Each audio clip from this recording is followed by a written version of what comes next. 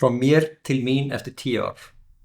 Eftir 10 ár þá vonast ég til að niðurstöður rannsóknarinnar hafi haft merkjanleg áhrif á þá þjónustu sem einstaklingar með krabbamein fá, sérstaklega hér á landi en einnig alþjóðlega.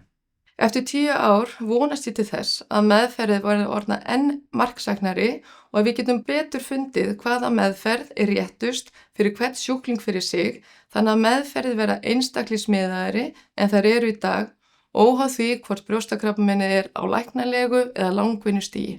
Krabbameinsrannsóknum hefur fleygt fram á skömmum tíma og ég trúi því að næstu 10 ár geti skipt sköpun. Ég vonast til þess að niðurstöður rannsóknarinnar geti lagt grunn að þjónustu við þá sem hafa lokið meðferð.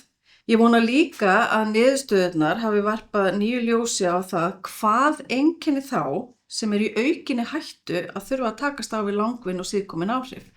Þegar ég les þetta eftir 10 ár vona ég að við séum komið með skýrari svör. Að við getum greint fyrir hvaða sjúklingar eru í mestri áhættu og valið markvissari meðferð fyrir hverja konu. Ég vona að færri ungar konur þurfi að upplifa óvissu, erfiðar meðferðir og endurkomu sjúkdómsins eftir að hafa talið sig vera komnar yfir það versta.